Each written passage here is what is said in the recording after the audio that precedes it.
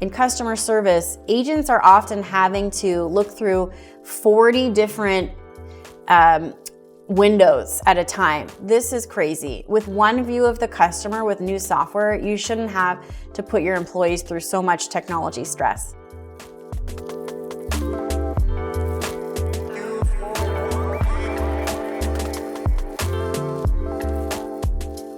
Hello, welcome to Capterra's Guest Network series, where we talk to leading business influencers about how to work smarter by using the right software.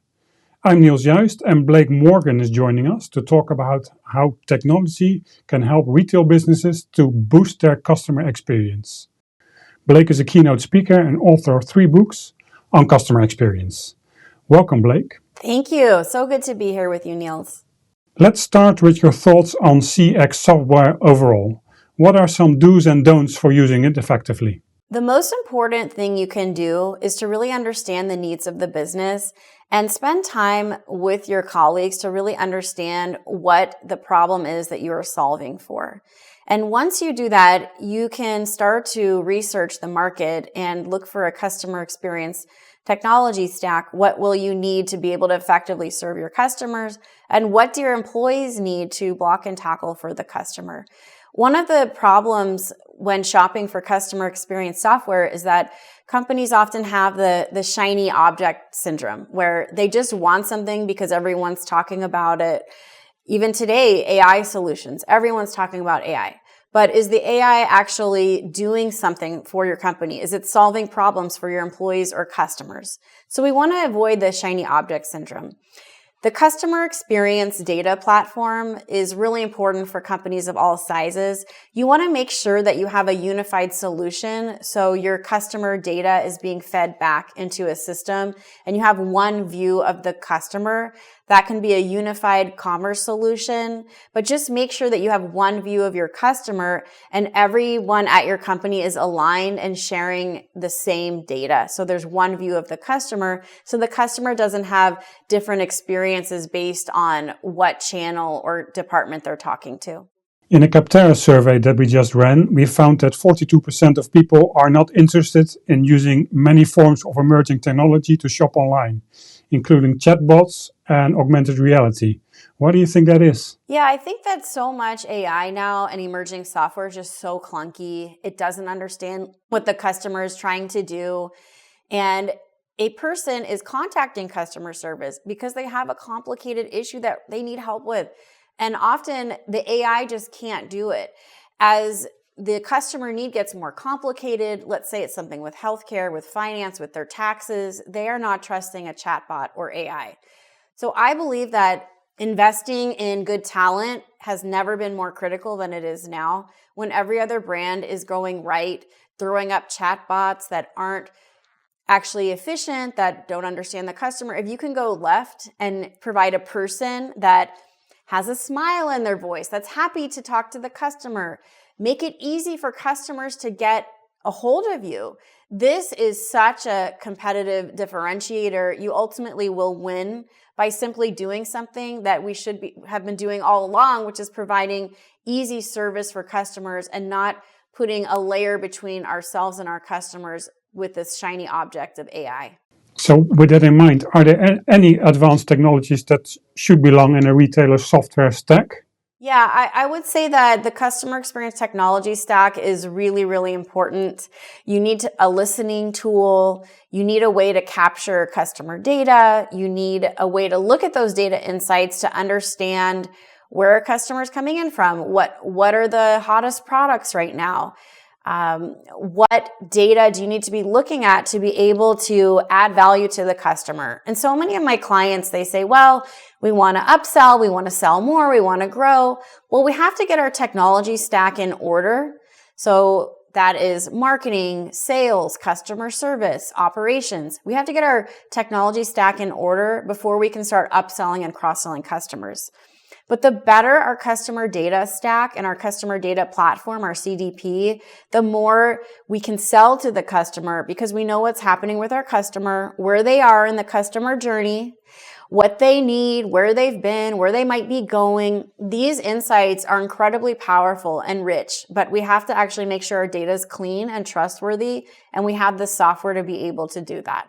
I recently was in a conversation with the CEO of a secondhand e-commerce retailer that's a public company here in the US called ThredUp. James Reinhart is the CEO, and he told me he spends about 10% of his time on customer experience initiatives. And one of the things he does, aside from looking at AI and using it in so many aspects of the customer journey and employee experience, is using heat maps. So that means sitting with his team and watching how customers maneuver through the website. Because a customer might tell you how they're using your product and why it matters to them, but actually watching them interacting with your e-commerce experience is so valuable and important because you're seeing where they're clicking, what experience is not relevant, what they're trying to do. And that insight can be used into a better customer journey, better software, and ultimately better insights about your business and the relevance of your business in the customer's life. So there are many ways software can help you automate CX processes. But you have written also a lot about the value of the human touch. Can you tell us more about that? Today, in our technology-powered society, customers don't expect the human touch. When they get it, they're shocked and very excited. An example of this is BarkBox, a dog subscription retail service that sends boxes to many, many thousands of dogs in the US. And what they do really well is the founder and CEO likes to invest in things that you can't necessarily scale, like handwritten notes. They send over 20,000 tailored and personalized emails a month. If any BarkBox customer has a special request, they have a commitment to fulfill on that request. For example, one day, Peppa the pig, a customer received a product that was actually a pork chewy because they have some customers that they're not dogs. They're other kinds of pets that people have. Some people have pet pigs. And the owner of Peppa the pig was so upset calling that, oh gosh, we got this pork chewy in our box. This is so offensive. And so BarkBox obviously fixed it and sent them a new one. But they also listened to customer feedback because some of their customers, they have dogs that are really anxious, that chew through every toy, destroy every toy that they chew. So they created indestructible dog chew toys. So it's in the spirit of listening, of creating products and services that don't necessarily scale, but they see this as an investment in handwritten notes or listening to specific customer requests and fulfilling on like Peppa the pig's no pork chewy box. This is the power of customer experience today, where even though something might be kind of hard and uncomfortable, and how are we ever going to scale this? We don't worry about it. We focus on listening to the customer and just providing incredible experiences, even if they aren't necessarily all technology powered. So I suppose the technology that you use will depend on the business that you have. How do you think should companies decide on what to invest in first? I would encourage everyone watching this video to think about the things that customers hate about doing business with you. And if you don't know the biggest customer offenders, you can ask your employees.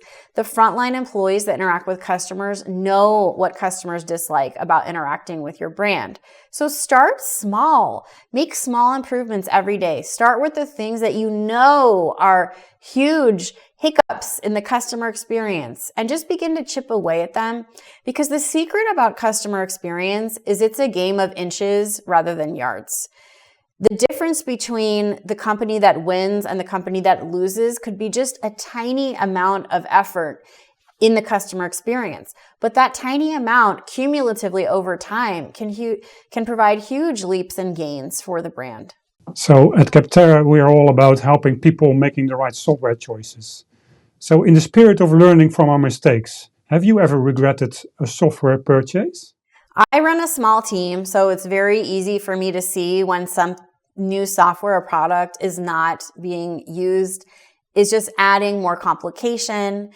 Much of my experience is studying customer experience groups, customer service, And what you find when you start to study customer service is that in a contact center, in customer service, agents are often having to look through 40 different windows at a time. So on their computer, they literally have 40 different windows that they have to click out of to help the customer. This is crazy. With one view of the customer with new software, you shouldn't have to put your employees through so much technology stress.